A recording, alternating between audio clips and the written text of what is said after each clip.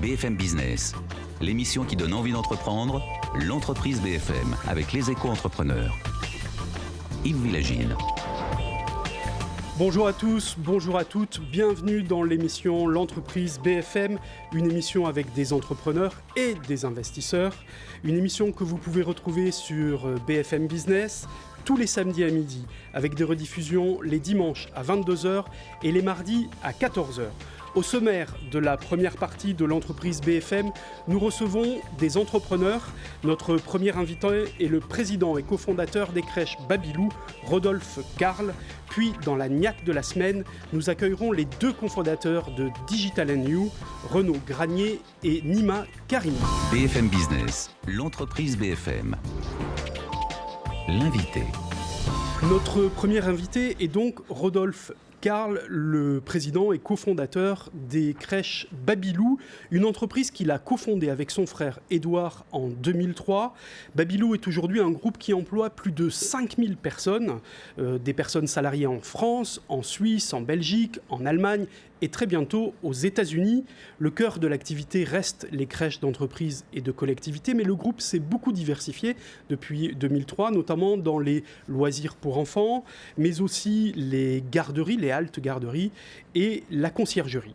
Au total, Babylou a réalisé l'année dernière 250 millions d'euros de chiffre d'affaires. Bonjour Rodolphe Carle. Bonjour. Bonjour, bienvenue parmi nous. Vous avez aujourd'hui 40 ans. Ouais. Vous avez créé Babylou en 2003, vous en aviez 26. Vous avez commencé votre carrière dans le capital investissement. Qu'est-ce qui peut bien décider un diplômé comme vous de l'ESSEC, qui se destinait plutôt à une carrière financière, à se lancer dans l'entrepreneuriat ? Quel a été le déclic ? Alors, en fait, il n'y a pas eu de déclic parce que entreprendre, pour moi, c'était quelque chose d'assez naturel depuis mon adolescence. J'avais déjà beaucoup de projets à l'âge de 15-16 ans. Et, vous pouvez nous en donner des idées ? Ah oui, moi je voulais lancer une entreprise pour livrer, ça s'appelait Beurre ou Nature, pour livrer des croissants le matin à toute ma résidence avec un pricing innovant, c'est vous nous donnez ce que vous voulez nous donner. Voilà. Alors vous savez qu'une start-up le fait maintenant. Ah ben voilà, j'avais un peu trop d'avance. Non, plus sérieusement, pour moi la finance c'était pas du tout une fin en soi, ce petit passage dans la finance c'était pour moi un tremplin pour mieux entreprendre. En sortant de l'ESSEC, je n'avais pas d'idée précise sur le projet que je voulais lancer. Et le capital investissement, et surtout dans les investissements early stage, c'est une formidable plateforme pour découvrir l'entrepreneuriat, les bonnes raisons de succès, les bonnes raisons d'échec, et puis se familiariser avec la notion de risque, parce que quand vous faites 2 ans de capital risque, en fait, la notion de risque n'est plus un problème, elle est normale, et entreprendre est beaucoup plus facile quand vous trouvez que le risque, c'est normal. Bon, et comment vous avez cette idée, parce que vous étiez dans la finance, comment vous avez cette idée de la crèche d'entreprise à ce moment-là ? Eh bien, lorsque j'étais à Londres, nous avons reçu des dossiers d'investissement pour des réseaux de crèches privées anglais qui avaient une trentaine ou une quarantaine d'établissements et qui cherchaient des fonds pour se développer. Donc c'est comme ça que j'ai découvert ce métier. Et en bon analyste que j'étais, j'ai fait une analyse internationale, dont la France, et je découvre à ce moment-là que la France a un déficit de crèches gigantesque. Et qu'une approche privée, en bonne entente ou en bonne intelligence avec la sphère publique, pourrait tout à fait fonctionner. Voilà. Vous ouvrez votre première crèche, c'était à Levallois-Perret en 2003, dans les Hauts-de-Seine. C'était à Boulogne-Billancourt. Boulogne-Billancourt, d'accord. Ouais, Boulogne-Billancourt, je me souviens, on a signé le bail le 28 juillet, on a ouvert le 15 septembre, et si vous vous souvenez bien, c'était la canicule. Et c'était l'enfer, mais en même temps, c'est un très très bon souvenir. Et on a démarré une toute petite structure de 24 berceaux pour apprendre le métier, et la deuxième 4 mois plus tard, donc ça a été très rapide, à Levallois-Perret, qui a été la première crèche d'entreprise qui s'est inscrite dans le schéma qu'a construit le gouvernement à l'époque. Oui, qui a été un formidable coup de pouce pour votre activité, et pour l'activité de l'ensemble des crèches d'entreprise d'ailleurs, parce que y a beaucoup de concurrence en France. La création du crédit d'impôt famille d'abord, qui permet aux entreprises de réduire de 83% le coût de la crèche d'entreprise, et puis le financement des caisses d'allocation familiale qui ont permis aux crèches d'entreprise de facturer le même prix aux parents qu'une crèche municipale. Et ça, c'était essentiel, sinon on aurait eu vraiment un secteur de la petite enfance à 2 vitesses, avec des crèches très chères et des crèches accessibles. Alors avant de revenir sur le parcours de l'entreprise, en 2003, vous décidez de créer avec votre frère directement. Il faisait quoi, votre frère? On rappelle qu'il s'appelle Édouard, comme vous, Karl. Ouais. Voilà. Alors, on est très différents. Oui. Moi, j'ai fait des grandes études et lui, il n'en a pas fait assez. Mais il a fait l'école de la vie, du terrain. Il était commercial. Et puis, en fait, la vraie histoire, c'est que les 18 premiers mois de Babylou sont passés à la Salpêtrière. Parce qu'une semaine après avoir déposé nos statuts, il a eu un accident de moto. Et tous les soirs à 18h, il était dans sa chambre d'hôpital pour lui raconter comment avançait le projet. Et ça lui a donné une raison de s'accrocher. Et après 23 opérations, il s'en est sorti. Ouais. Donc ça a été une épreuve très, très difficile, mais en même temps très constructive pour lui d'abord, en tant qu'individu, et puis pour nous dans notre histoire. Et c'est pas facile quand on entreprend. Avec 15 ans de recul, c'est plus simple, mais on doute, il y a des moments très difficiles. C'est une période où on n'a aucun euro de chiffre d'affaires. Et donc, il fallait s'accrocher. Et je dirais que cette motivation de lui redonner un sens à la vie m'a encore plus motivé pour développer Babylou et réussir cette première phase. Voilà. C'est une force de travailler avec quelqu'un qu'on connaît depuis si longtemps ou pas? C'est une force, ça dépend des tandems. Oui, ça peut être très glissant. Il se trouve que nous deux, on a une proximité et une parfaite honnêteté, transparence l'un vis-à-vis de l'autre. Et on est complémentaires. Donc ça marche très bien. Nous, on est 6 frères. Il n'y a aucun autre de mes frères avec qui j'aurais pu faire cette histoire. D'accord. Pas possible. Voilà. Et pour la petite histoire, ce qui est très amusant, c'est que les 20 premiers salariés Babylou ont été recrutés dans sa chambre d'hôpital. D'accord. Vous faisiez les entretiens de recrutement à la Salpêtrière. Exactement. D'accord. Alors, en 14 ans, c'est une entreprise qui a beaucoup grandi. Comment s'est passée l'évolution? Quels ont été les moments clés?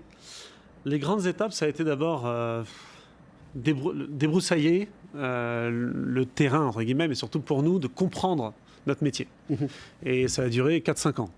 4-5 ans où on s'est donné quelques règles clés qui sont des règles très simples, d'être proche des équipes, proche du terrain, proche des parents, des clients, et puis de ne pas s'éparpiller géographiquement. Alors vous avez dit dans une interview, les entrepreneurs passent souvent trop de temps à imaginer comment vendre ce qu'ils ont produit plutôt qu'à penser à produire ce qui se vend. Qu'est-ce que vous avez fait dans votre domaine? Parce qu'on peut imaginer que c'est un business relativement simple, on a des berceaux, on accueille des gens, on a des abonnements, et voilà quoi. Ouais. Oui. C'est ce que je pensais la première fois. Ah oui, c'est vrai. Non, c'est un métier extrêmement compliqué, extrêmement sophistiqué sur le plan des normes, et extrêmement technique aussi sur le plan de l'offre et du canal de l'offre. Que ce soit une crèche d'entreprise, une crèche municipale, une micro-crèche grand public, enfin, il y a beaucoup de spécificités. Je vais vous donner un exemple très précis. Lorsqu'en 2007-2008, j'ai une quinzaine ou une vingtaine de crèches dans l'ouest parisien, il y a une maman qui me dit un matin dans une crèche, Monsieur Karl, je suis ravi d'avoir une place en crèche d'entreprise à Levallois, près de mon bureau, mais j'habite à Poissy, et vous êtes en train de construire une crèche à Poissy pour la mairie et pour PSA dans mon immeuble, au rez-de-chaussée de mon immeuble. Ce serait tellement plus simple pour mon organisation familiale si je pouvais avoir ma place en crèche d'entreprise proche du domicile et non pas proche du lieu de travail. Et alors? Et là, on a complètement changé notre stratégie, notre offre, et on s'est dit, la vision, c'est pas de créer des centaines de crèches dans des pieds d'immeubles de bureaux, dans les tours de la Défense.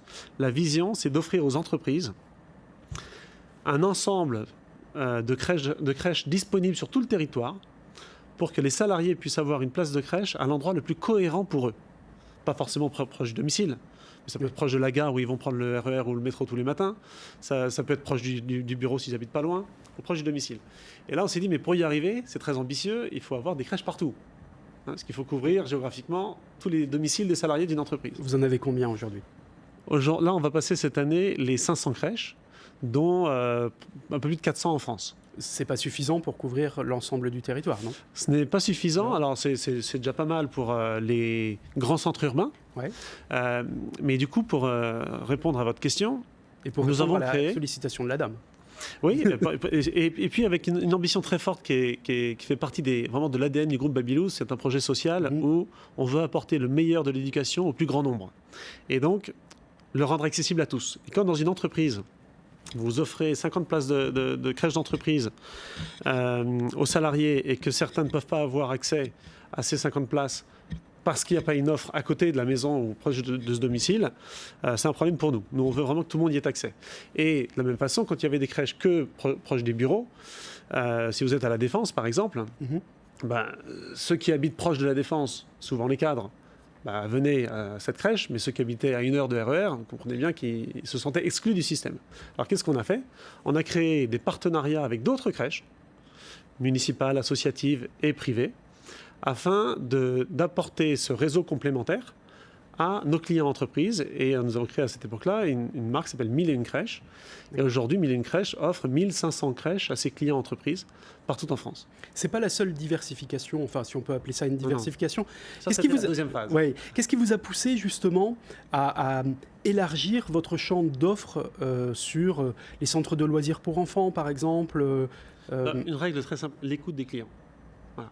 Je reprends la citation que vous avez donnée tout à l'heure. Vous vous en souvenez de cette phrase? C'est une règle de base. Il faut écouter ses clients et capter les signaux faibles des clients. Je pense que c'est ça le talent d'entrepreneur, c'est capter les signaux faibles pour en faire des tendances qui deviennent le marché de demain, qui construisent le marché de demain.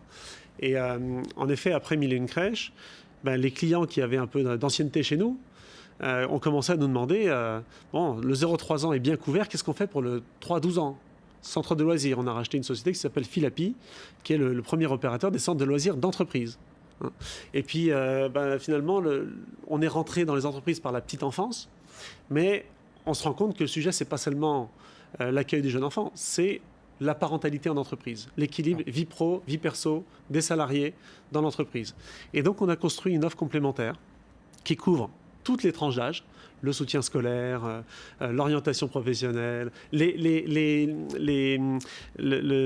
conseil aux salariés aidants. Ça, c'est de plus en plus important. On a pris une participation dans une entreprise qui s'appelle Responsage, aux côtés de Danone et Bayard, qui fait du conseil aux salariés aidants. Et on voit que c'est un sujet qui monte de plus en plus dans les entreprises. Alors, j'ai même lu que vous aviez accueilli en stage de 3e le premier enfant qui était dans votre crèche. Oui, bien vu. Alors, parlons un tout petit peu maintenant du développement international. Qui est peut-être complémentaire aussi de la diversification. Vous êtes diversifié petit à petit en achetant des crèches ou en les ouvrant en Suisse, en Belgique, etc. Et puis vous avez fait un gros achat, enfin une grosse diversification en Allemagne. Vous habitez d'ailleurs à Munich, vous vous y êtes installé. Qu'est-ce qui vous pousse à aller en dehors des frontières? Le marché français n'est pas assez grand ou vous avez besoin de cette diversification internationale? Alors le marché français est immense, non? Immense, et il y a encore beaucoup à faire. Et cette année 2017, c'est sans doute notre plus grosse croissance française. Donc il y a encore vraiment de quoi faire. Vous ouvrirez combien de crèches cette année en France? En France, on va augmenter notre réseau de près de 80 établissements. Uniquement cette année? Uniquement cette année, via acquisition et croissance organique. D'accord. Pourquoi l'Allemagne? Pourquoi les États-Unis ensuite? Alors, l'international, on a fait nos premiers pas à l'international avec beaucoup d'humilité. C'est pas parce qu'on est bon en France qu'on va être bon ailleurs. Hein. Et surtout, les autres pays ne nous attendent pas. Hein. On a beau avoir un petit peu de notoriété, c'est pas ça qui fait qu'on est bon à l'international. Puis j'imagine que les attentes des parents sont différentes. Alors, il a fallu... L'humilité, c'est aussi... d'accepter que ce qu'on fait très très bien en France et ce pourquoi on est reconnu, ce n'est pas forcément ce qui est attendu par les familles d'autres pays. On a eu plusieurs cas de figure. On a fait du greenfield à Dubaï, c'est-à-dire création from scratch d'une filiale sans achat. On a fait petites acquisitions multiples en Belgique avec des synergies et de la fusion. Et puis, on a fait une acquisition majeure en Allemagne, qui est un des plus gros réseaux allemands basé à Munich, qui s'appelle Neckmeet. Et on l'a structuré, on l'a développé, on a déjà doublé sa taille en 2 ans. Et on a réussi à recréer une dynamique de croissance très forte. Alors, l'Allemagne, ça a été le pays le plus important pour nous, d'abord par sa taille et son enjeu, son timing. Oui, et c'était important pour vous d'y aller? Parce que vous habitez à Munich. J'aurais jamais réussi avec votre famille et vos 4 enfants, hein, je crois. Oui, tout à fait. Alors, je suis parti il y a 3 ans. Oui. J'ai jamais appris l'allemand à l'école. J'avais mis 2 fois les pieds à Berlin. Et on a décidé de s'installer là-bas, à la fois pour être proche du terrain, hein, toujours, et puis comprendre les nuances locales, et puis pour le projet de vie, parce que pour nos enfants, c'est une ville très agréable. Et pourquoi vous, justement? Pourquoi l'entrepreneur doit s'impliquer? Pourquoi le président, le cofondateur de cette entreprise doit aller sur le terrain, aussi près du terrain? Quand l'enjeu il est celui d'un pays qui est plus gros que la France, qui a besoin de encore plus d'équipements que la France et qui offre un business model encore plus fluide que celui qu'on a en France, il faut mettre tous les moyens possibles du groupe pour réussir ce challenge.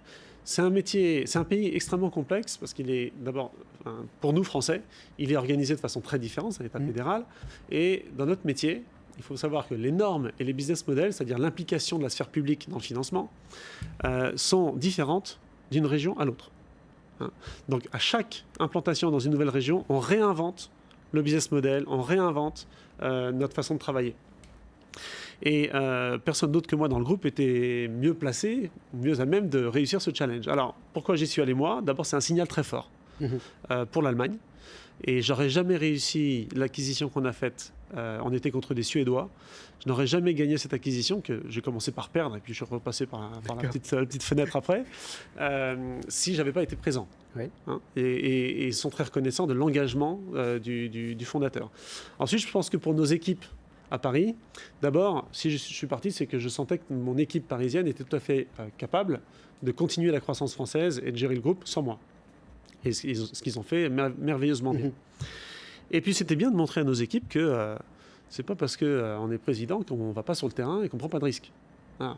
Et ça, moi je suis très attaché à l'exemplarité, il fallait montrer l'exemple. Et vous venez de lever beaucoup de fonds auprès, alors c'est pas la première fois que vous ouvrez votre capital, mais d'abord vous êtes toujours majoritaire avec votre frère de cette entreprise et vous venez de lever beaucoup de fonds. Alors le chiffre est... On ne peut pas le dire, c'est ça.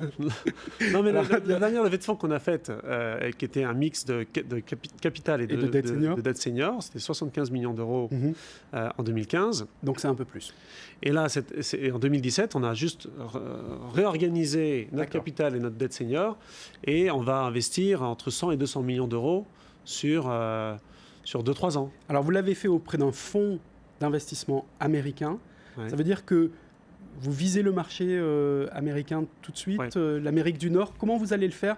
Vous allez déménager aussi aux États-Unis ? Votre frère va partir aux États-Unis peut-être ? Comment vous allez aborder ce marché qui est très différent, qui est beaucoup plus différent très éclaté aussi.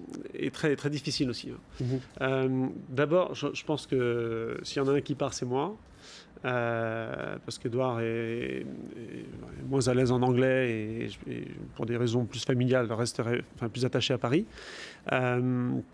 Et puis, c'est une zone géographique qu'on prend avec beaucoup de prudence. Cette année, on va ouvrir de nouveaux pays, pas les États-Unis tout de suite. On veut être très fort sur le reste du monde avant de rentrer aux États-Unis, parce qu'on sait qu'il y a des risques, on sait que c'est glissant, on sait que c'est cher de rentrer aux États-Unis, et donc on veut être très costaud. Voilà. Donc on va prendre le temps qu'il faut, et je pense qu'en effet, être présent physiquement sur place, c'est vraiment le meilleur ingrédient, la meilleure méthode pour réussir. Mais vous ne m'en voudrez pas si j'en parle d'abord à ma femme avant BFM. Absolument. Peut-être aux enfants aussi, un conseil de famille.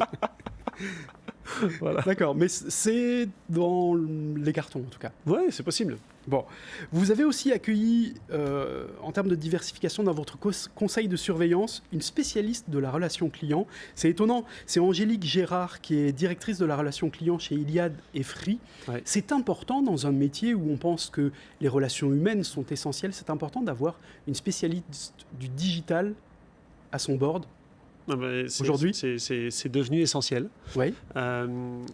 D'abord parce que la façon de communiquer avec les familles, que ce soit avant leur inscription ou quand elles sont chez nous en crèche, a complètement évolué. On voit bien que le recrutement des familles qui cherchent des places en crèche passe par des canaux qui n'existaient pas il y a encore 5-7 ans.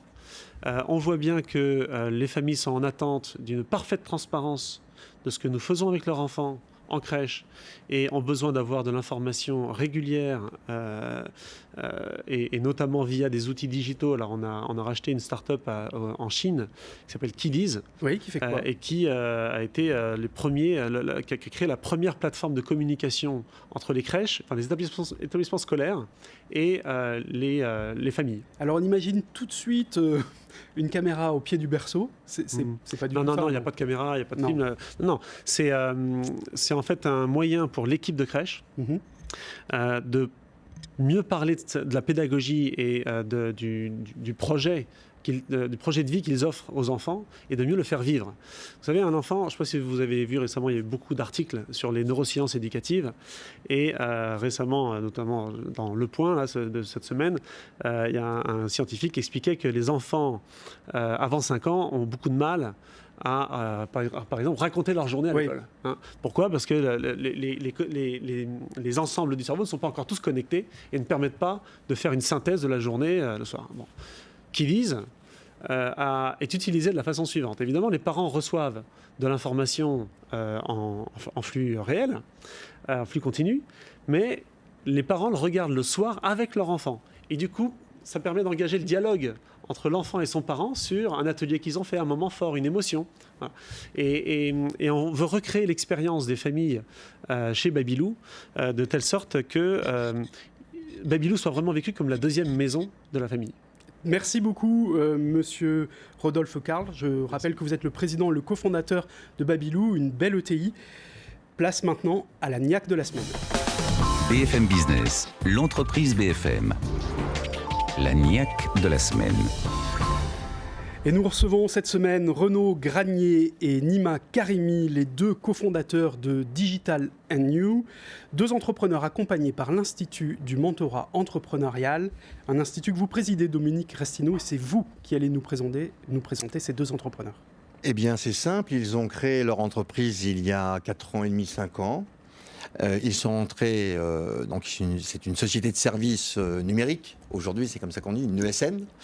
Ils sont 150 personnes, si mes souvenirs sont bons.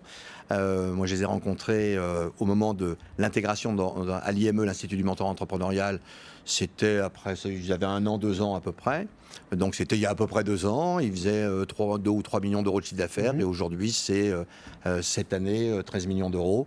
Voilà, donc c'est un beau développement et en clair, c'est la mission que s'est donnée il y a un peu plus de 10 ans l'IME, accompagner les entrepreneurs dans leur croissance avec un mentor qui les accompagne sans donner de conseils, je le rappelle toujours, dans le questionnement, accompagner les entrepreneurs plus que leur business à travers une relation mentorale qui est spécifique, qui n'est pas du conseil, qui n'est pas du coaching, c'est différent.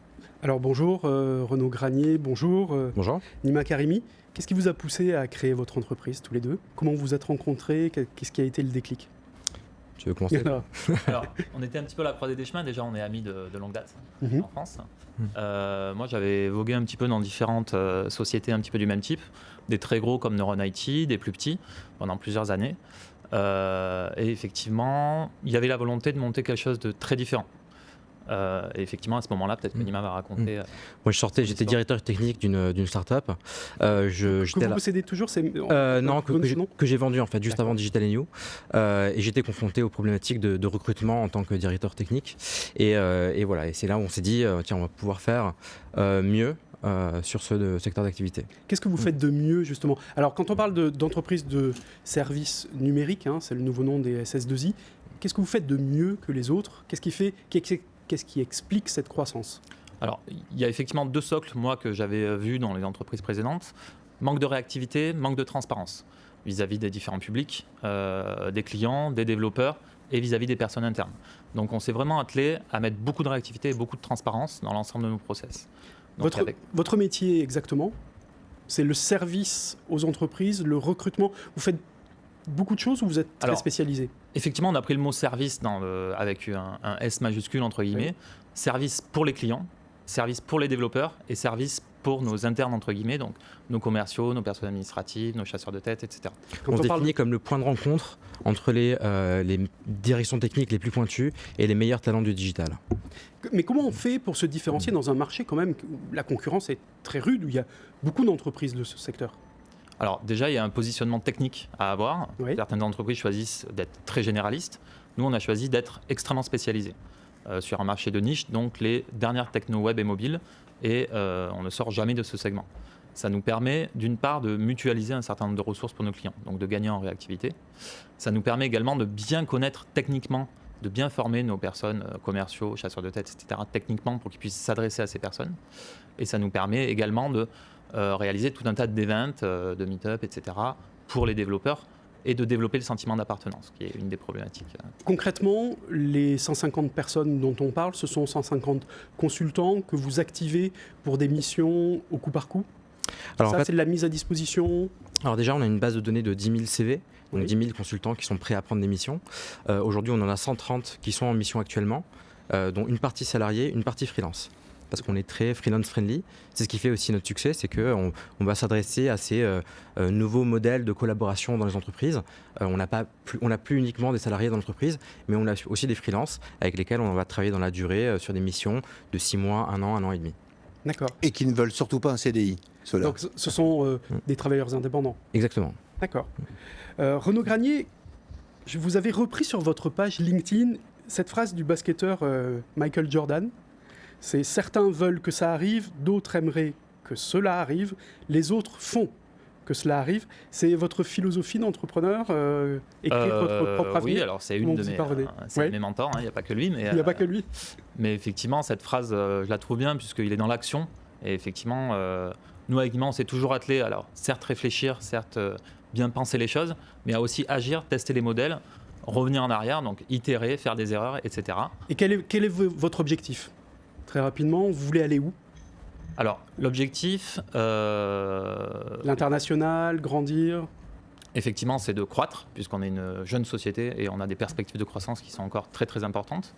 Donc pour croître, on s'appuie sur différents partenaires, entre guillemets. Moi, je fais un audit auprès de l'ensemble des salariés et des freelances pour savoir quels sont nos axes d'amélioration. Ça, c'est très important. On compte le faire aussi sur nos clients, que ça vienne de l'interne et auprès de nos salariés aussi. Qu'est-ce qu'on fait bien, qu'est-ce qu'on fait mal, effectivement, un retour à 360 pour savoir, entre guillemets, où on doit aller pour faire mieux. Très bien, je vous souhaite d'y arriver. Renaud Granier et Nima Karimi, vous êtes les deux cofondateurs de Digital & New. Merci d'avoir été avec nous aujourd'hui. Merci aussi à Dominique Restineau, le président de l'Institut du Mentorat. Nous marquons une pause et nous nous retrouvons pour la deuxième partie de l'entreprise BFM. BFM Business, l'entreprise BFM. L'émission qui donne envie d'entreprendre.